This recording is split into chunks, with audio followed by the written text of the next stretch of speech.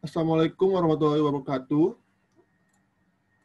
Sebelumnya perkenalkan, nama saya Muhammad Rauf Simajunta dengan NIM 1704033134. Pada kali ini saya akan menjelaskan tentang aspek teknik dan aspek organisasi dalam studi kelayakan.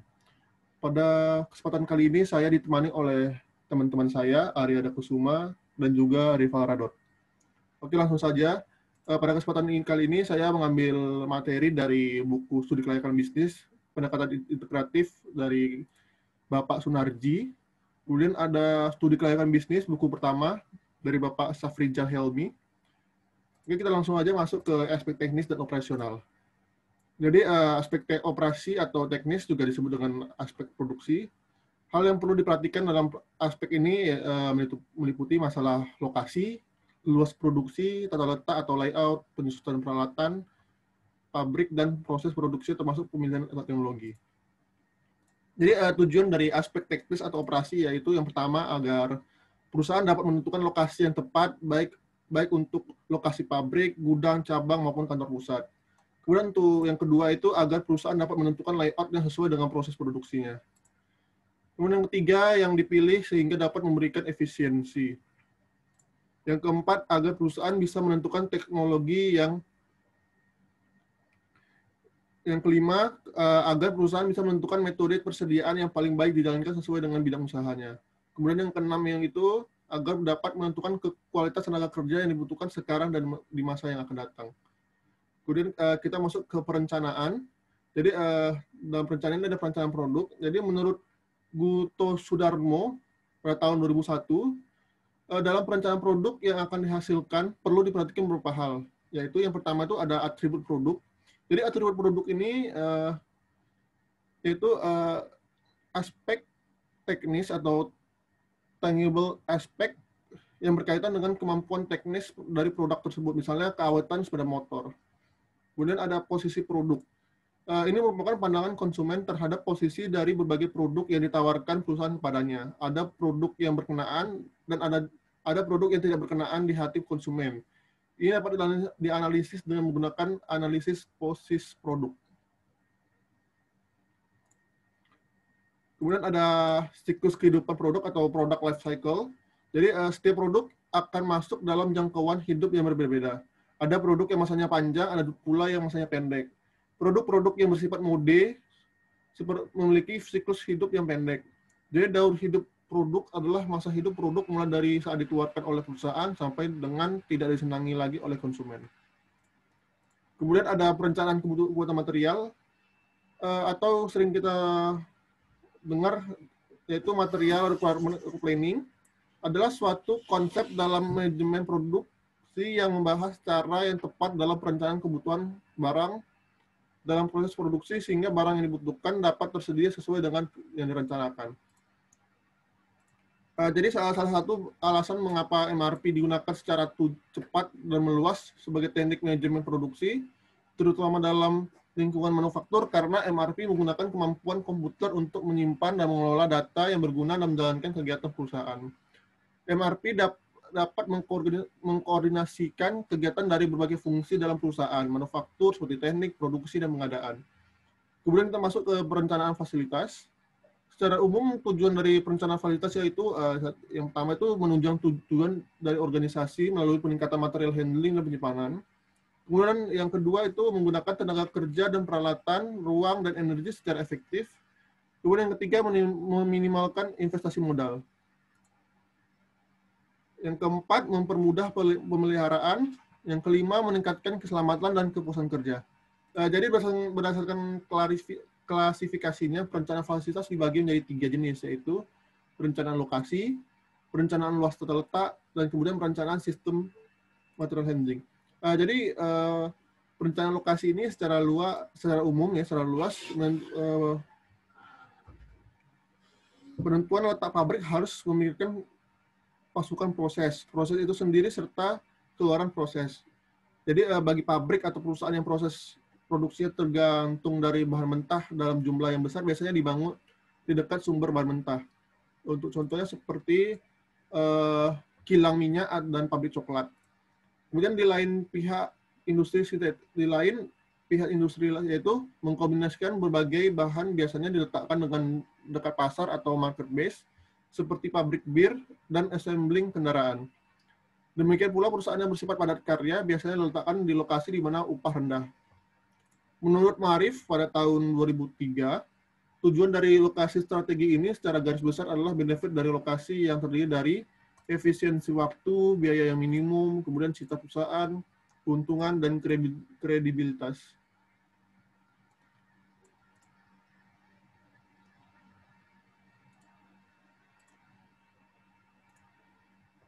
Kemudian ada perencanaan luas tata letak. Luas produksi ialah ukuran akan berapa banyak barang-barang yang dipakai produksi oleh suatu perusahaan.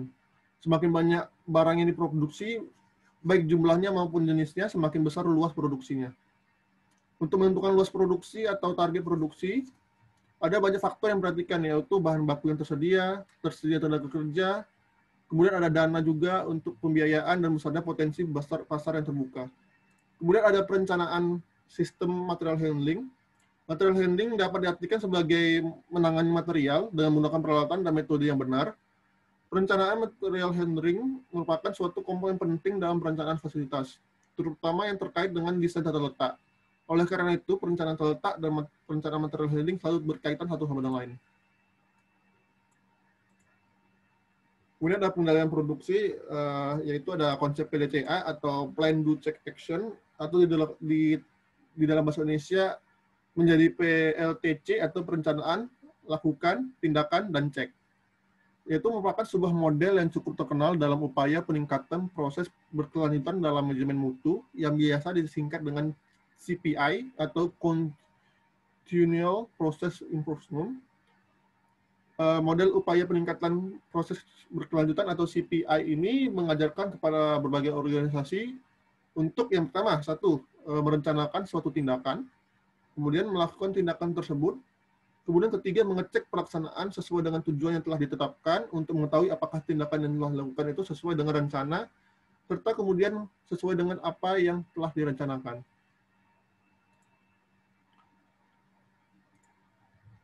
Kemudian ada aspek manajemen. Pengelolaan manajemen dalam menjalankan suatu bisnis, manajemen merupakan faktor yang paling penting karena tanpa manajemen perusahaan tidak akan terkelola dengan baik dan benar. Dalam menjalankan perusahaan, ada beberapa aspek manajemen yang perlu menjadi perhatian para pebisnis, yakni kebijakan dan target tahunan, sumber dan struktur organisasi, produksi atau operasi dan SDM, budaya perusahaan, lingkungan sekitar, kemauan untuk berubah, dan struktur serta sistem kompensasi. Kemudian ada fungsi manajemen. Jadi manajemen merupakan pencapaian sasaran-sasaran organisasi dengan cara yang efektif dan efisiensi melalui perencanaan, pengorganisasian, kepemimpinan, dan pengendalian sumber daya organisasi. Kemudian ada planning atau perencanaan usaha. Suatu perencanaan usaha adalah suatu unit kegiatan yang direncanakan dan bertujuan untuk memenuhi kebutuhan akan sesuatu barang dan jasa yang diinginkan. Ciri-ciri pokok perencanaan usaha yaitu satu, memerlukan investasi modal, SDM, manajemen, pasar yang tuju. Kemudian yang kedua, membawa manfaat bagi pendiri, masyarakat, dan negara. Kemudian yang ketiga yaitu adanya biaya operasional di atas biaya investasi. Kemudian ada organizing atau pengorganisasian. Pengorganisasian adalah pengaturan setelah adanya plan atau rencana. Dalam hal ini diatur dan ditentukan tentang apa tugas pekerjaan, macam atau jenis serta sifat pekerjaan, unit-unit kerja atau pembentukan bagian-bagian, kemudian tentang siapa yang akan melakukan, apa alat-alatnya, bagaimana pengaturannya, keuangan, dan fasilitas lainnya. Dengan kata lain, setelah tujuan perusahaan telah ditentukan, perusahaan perlu merumuskan tindakan-tindakan yang akan dilakukan untuk mewujudkan berbagai tujuan tersebut. Dalam melaksanakan organizing atau pengorganisasian ini, ada dua kegiatan penting yang harus dilakukan, yaitu yang pertama, menentukan bentuk atau struktur organisasi. Bentuk atau struktur organisasi perusahaan harus disesuaikan dengan kegiatan yang dijalankan perusahaan. Pemimpin perusahaan harus menentukan struktur organisasi yang terbaik untuk menjalankan kegiatan ke arah pencapaian tujuan yang telah ditentukan. Kemudian yang kedua itu menentukan wewenang, tugas, dan tanggung jawab setiap orang yang bekerja di perusahaan, terutama para manajernya. Proses perorganisasian meliputi 5 langkah pokok. Yang pertama, melaksanakan refleksi atau deep thought tentang rencana-rencana dan sasaran-sasaran. Kemudian menentukan tugas-tugas pokok, membagikan tugas-tugas pokok menjadi tugas-tugas bagian atau subtasks. Kemudian yang keempat itu mengalokasikan sumber-sumber daya dan petunjuk-petunjuk untuk tugas-tugas bagian tertentu. Yang kemudian yang kelima, mengevaluasi hasil-hasil dari strategi pengorganisasian yang diimplementasikan. Kemudian yang selanjutnya tentang actuating. Actuating mencakup kemampuan manajemen dalam memotivasi, mempengaruhi, mengarahkan, dan berkomunikasi dengan orang lain. Dengan demikian, manajemen dapat menentukan bagaimana efektivitas dari bisnis yang disarankan. Selain itu, dengan pengarahan yang baik, maka bisnis yang dijalankan oleh perusahaan akan semakin baik dan kinerja akan semakin diperhitungkan. Kemudian ada controlling atau pengendalian. Pengendalian sangat penting agar kita dapat mengetahui cara mengendalikan bisnis ke arah yang benar dan jelas serta untuk mempertahankan bisnis kita tetap bertahan di dalam persaingan. Aktivitas pengendalian meliputi kisaran kebijakan yang luas, prosedur informasi yang berhubungan yang membantu menjamin bahwa pengarahan manajemen dipengaruhi. Aktivitas pengendalian membantu menjamin bahwa tindakan-tindakan yang diidentifikasi sebagai tindakan yang perlu untuk menangani resiko yang mencapai tujuan terlaksana. Oke, sekian presentasi dari saya. Jika Saudara Ari dan Saudara Rival ada pertanyaan, saya persilahkan. Ya, Saudara Raup, saya bisa memberikan tujuan dari MRP itu sendiri, Saudara Raup. Oke, terima kasih Saudara Ari.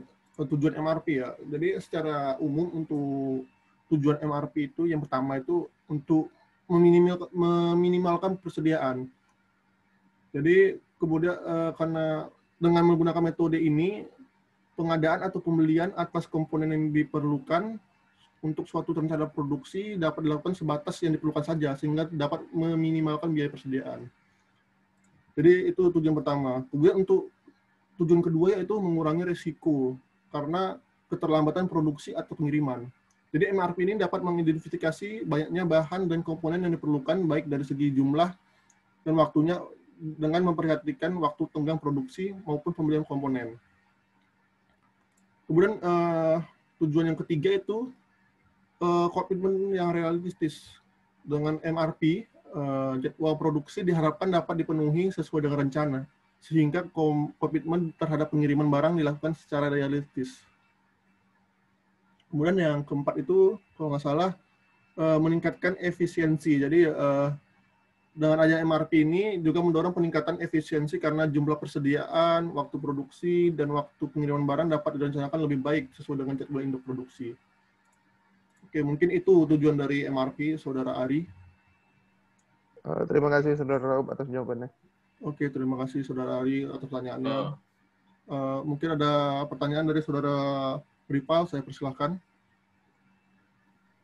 Sebelumnya terima kasih untuk Saudara Rauf atas presentasinya. Saya ingin bertanya, bisakah Saudara Rauf lebih menjelaskan mengenai siklus produk? Terima kasih sebelumnya. Oke, terima kasih Saudara Rival.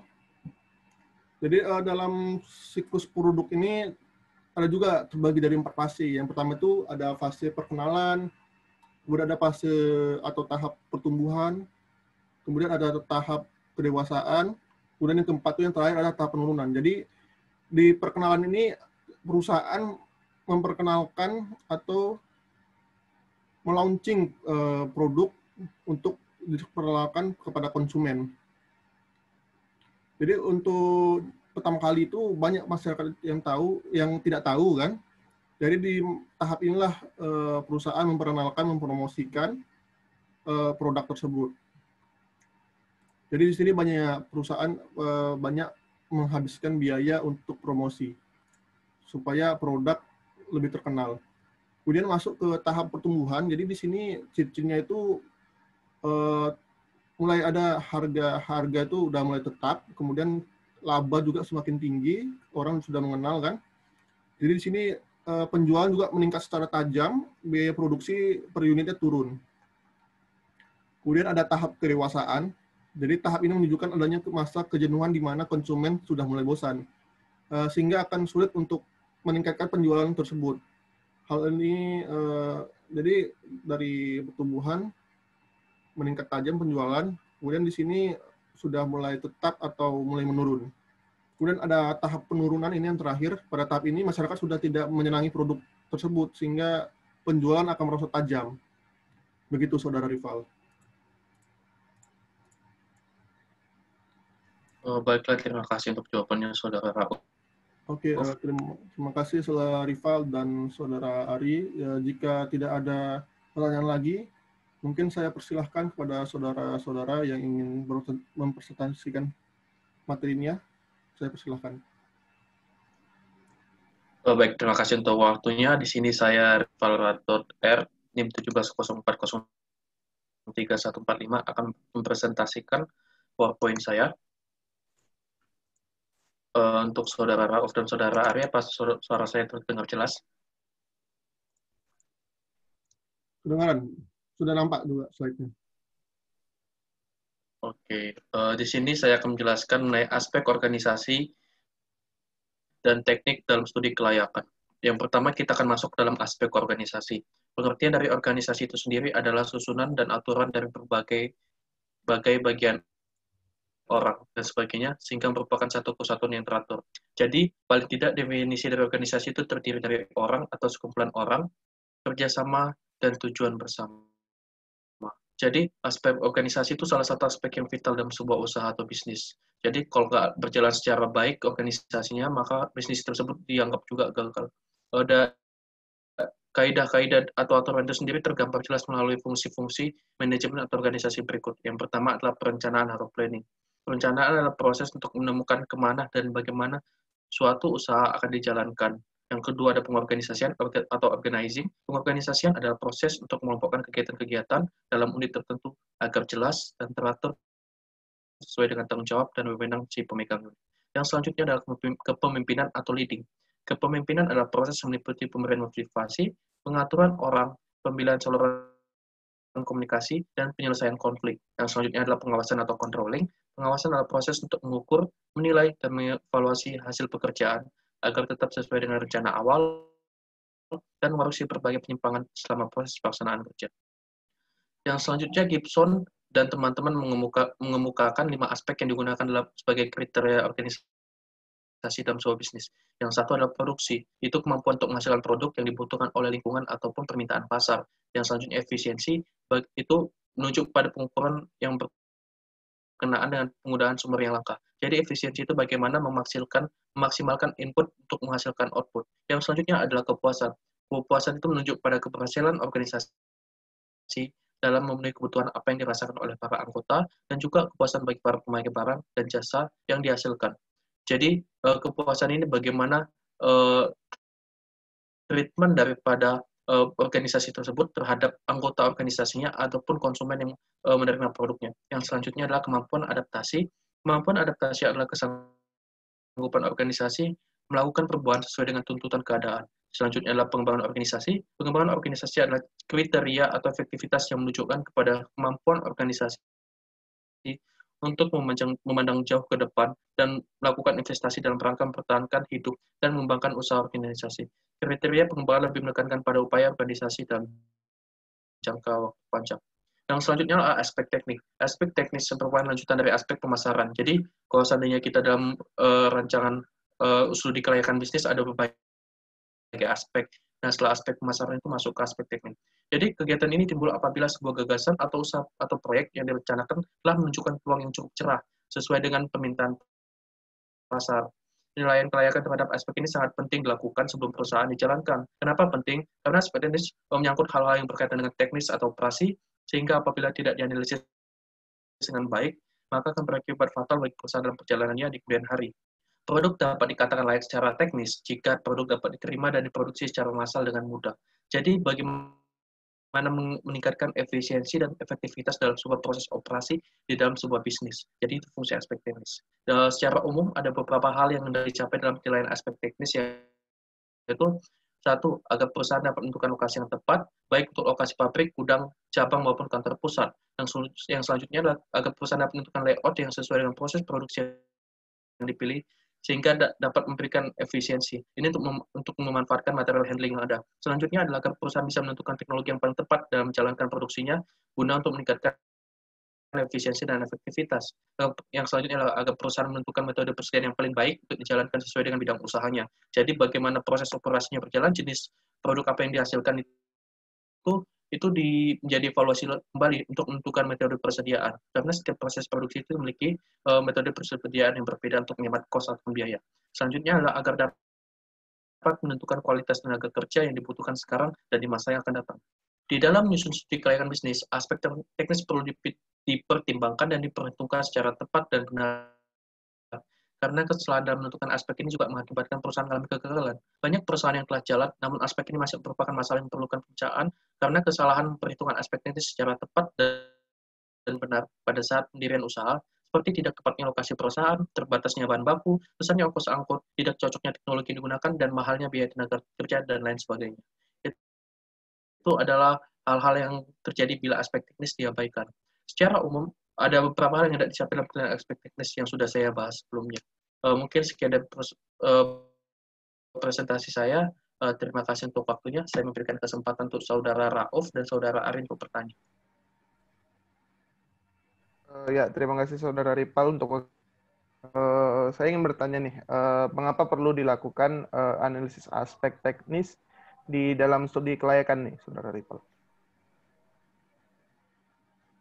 Terima kasih atas pertanyaannya. Saya akan langsung menjawab. Jadi, aspek teknis itu kan dibilang tadi membahas proses operasi. Dalam proses operasi itu kan ada banyak input yang masuk. Yang seperti kita tahu ada material, tenaga kerja, modal, terus juga ada mesin. Jadi, bagaimana secara teknis kita menentukan semuanya itu tetap tepat. Misalnya pengalokasian sumber daya manusia yang tepat sesuai dengan kemampuan dan pekerjaannya. Penentuan material, mulai dari sistem penggudangannya, mulai jenis spesifikasi material yang dibutuhkan, dan juga jenis material yang diperlukan. Yang selanjutnya adalah mesin. Mesin seperti apa yang dibutuhkan oleh sebuah pabrik supaya efisiensi dan efektivitasnya itu baik. Dan selanjutnya itu layout ataupun bentuk tata letak pabrik. Itu kan untuk menghemat biaya, otomatis kita harus ngekat yang namanya perpindahan material supaya tidak terlalu banyak terjadi. Jadi itu tetap diperhatikan, dan itu diperhatikan dari aspek teknik, bagaimana menciptakan layout agar perpindahan material itu berjalan secara baik tanpa harus ada pembiayaan yang berlebih. Mungkin sekian penjelasan tujuan dilaksanakannya aspek teknis. Selanjutnya saya beri kesempatan lagi untuk pertanyaan. Oke, terima kasih Saudara Ripal. Saya ingin bertanya. Jadi apa saja yang dilakukan untuk analisis aspek organisasi di dalam studi kelayakan? Terima kasih untuk pertanyaannya. Jadi aspek organisasi ada tahapan untuk melakukan analisisnya. Yang pertama perencanaan atau planning, bagaimana kita merencanakan, menentukan atau tujuan arah dari organisasi tersebut akan berjalan. Yang selanjutnya pengorganisasian. Jadi gimana kita mengelompokkan kegiatan-kegiatan tersebut. Jadi kita mulai misalnya nih dalam sebuah industri kita buat mana departemen untuk penyimpanan, mana departemen produksi, mana departemen QC. Jadi kita mengelompokkan atau mengkotakkan sesuai dengan fungsi-fungsinya. Selanjutnya kepemimpinan atau leading itu proses meliputi pemberian motivasi, melakukan manajemen, dan pemilihan saluran komunikasi. Jadi bagaimana kita memanage ataupun nge-lead organisasi tersebut agar berjalan sesuai dengan perencanaan yang di awal. Yang selanjutnya ada pengawasan. Jadi setelah berjalannya organisasi ini, kita melakukan kontrol ataupun pengawasan agar tidak terjadi penyimpangan dari tujuan yang telah ditetapkan di awal. Jadi itu tahapan-tahapan yang dilakukan dalam aspek organisasi. Sekian presentasi dari saya. Terima kasih untuk pertanyaannya. Saya kembalikan ke teman saya yang akan berpresentasi selanjutnya. Terima kasih, Saudara Rival. Mungkin kepada Saudara Ari, dipersilakan untuk presentasi. Ya, terima kasih atas waktunya dan kesempatan kali ini. Saya akan berpresentasi dengan mengenai aspek dalam studi kelayakan. Jadi yang pertama itu aspek teknis. Aspek teknis menjadi bagian penting dalam studi kelayakan bisnis. Analisis ini diperlukan untuk memastikan gagasan atau ide yang sudah dipilih tersebut layak dijalankan. Di mana pada poin pertamanya itu ada studi lokasi. Yang pertama itu ada tahapan pemilihan lokasi. Tahap pertama, melihat kemungkinan wilayah mana yang akan dijadikan sebagai lokasi usaha dengan mempertimbangkan regulasi pemerintah, jenis proses produksi atau jasa. Yang tahap kedua, memperhatikan pengalaman dari usaha orang lain atau pengalaman sendiri, didasarkan pada jenis barang yang dihasilkan dan proses produksinya. Tahap ketiga, mempertimbangkan serta menilai dampak sosial ataupun dukungan dari masyarakat di sekitar lokasi. Poin kedua yaitu metode penilaian lokasi. Metode penilaian yang pertama itu adalah hasil dilakukan dengan melakukan penilaian terhadap semua faktor yang dianggap penting dalam penentuan lokasi dan diberikan bobot penilaian. Yang selanjutnya perbandingan biaya, yaitu pemilihan dilakukan dengan cara menentukan pasar kecilnya perkiraan seluruh biaya pada alternatif pilihan lokasi. Lalu ada metode analisis ekonomi. Metode ini mempertimbangkan biaya tambahan dengan faktor intangibles yang relevan. Lalu ada poin ketiga yaitu studi fasilitas produksi, yang dimana isinya itu yang pertama ada bangunan usaha. Perencanaan bangunan usaha terutama berkaitan dengan bahan-bahan yang diolah, proses pengolahan, penyediaan ruang pemeliharaan, masalah yang berhubungan dengan material handling, fleksibilitas, keamanan, kekuatan, dan lain-lain. Lalu selanjutnya ada pemilihan teknologi. Pemilihan teknologi hendaknya dipertimbangkan sejak awal karena kemajuan teknologi membawa efisiensi yang tinggi pada proses produksi, sekaligus menghasilkan produktivitas yang tinggi pula. Lalu ada poin keempat yaitu studi proses produksi. Di mana isinya yang pertama rencana kapasitas produksi. Kapasitas didefinisikan sebagai suatu kemampuan pembatas dari unit produksi untuk berproduksi dalam waktu tertentu. Kapasitas dapat dilihat dari sisi masukan atau input, atau keluaran, atau output. Poin yang kedua yaitu perencanaan jumlah produksi. Aktivitas produksi hendaknya direncanakan dengan baik agar jumlah produksi yang dihasilkan tidak terlalu banyak ataupun sedikit. Lalu selanjutnya ada bahan baku dan bahan penolong.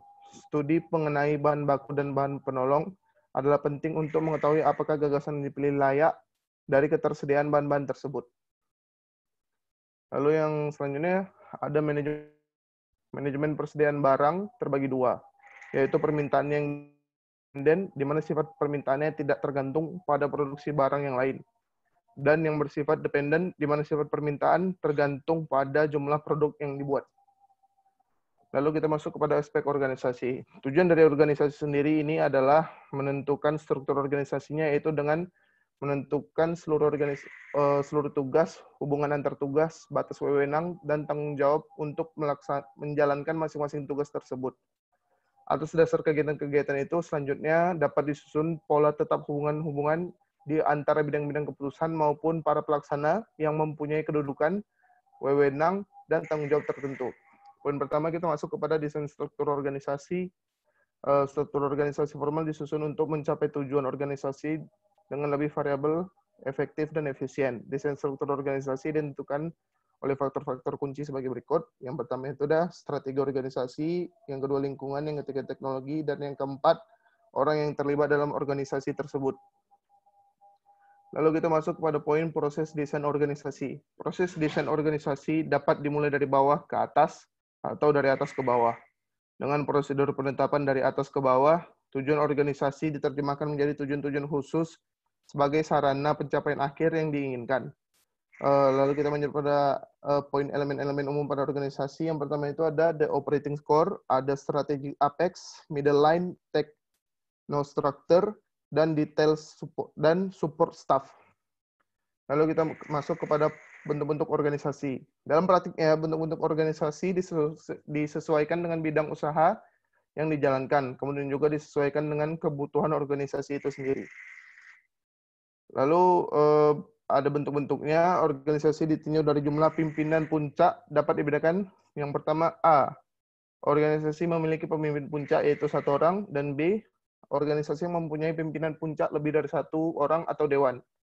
Lalu selanjutnya bentuk-bentuk organisasi berdasarkan hubungan-hubungan wewenangnya. Wewenang masing-masing baik ini staf maupun fungsional adalah sebagai berikut. Wewenang ini adalah wewenang yang menimbulkan tanggung jawab. Lalu yang kedua ada wewenang staff, yaitu yang membantu agar orang yang mempunyai wewenang-wewenang ini bekerja secara efektif dalam mencapai tujuan-tujuan perusahaan. Lalu ada wewenang fungsional, wewenang yang diberikan kepada seseorang atau departemen untuk dapat mengambil keputusan mengenai hal-hal yang berada di departemen lain. Baik, bila Saudara Aub dan Saudara Ripal ingin bertanya, saya persilakan. Oke, terima kasih atas presentasinya Saudara Ari. Saya ingin bertanya, faktor apa yang mempengaruhi rencananya jumlah produksi yang biasanya dijadikan pembatas jumlah yang akan dihasilkan? Terima kasih atas pertanyaannya Saudara Aub. Jadi saya akan membacakan saja ada beberapa faktor yang mempengaruhi jumlah rencana produksi yang biasanya dijadikan pembatas jumlah.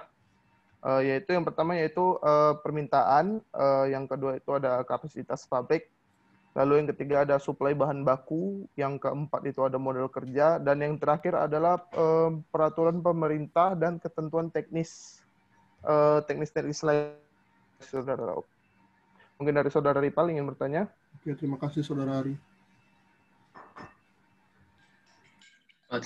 Terima kasih untuk kesempatannya Saudara Ari. Di sini saya menanyakan apa saja metode-metode yang bisa kita gunakan untuk perencanaan jumlah produksi. Terima kasih. Sekian pertanyaan saya. Ya, terima kasih atas pertanyaannya Saudara Ripal. Jadi ada beberapa metode yang dapat kita gunakan untuk perencanaan jumlah produksi. Saya akan menyebutkan saja. Yang pertama itu ada metode break-even point. Yang kedua itu ada metode marginal cost dan marginal revenue. Dan yang ketiga itu ada metode linear programming. Terima kasih untuk pertanyaannya. Mungkin sampai situ saja presentasi dari saya. Kita tutup sesi tanya jawabnya. Wassalamualaikum warahmatullahi wabarakatuh. Oke, terima kasih Saudara Ari atas presentasinya.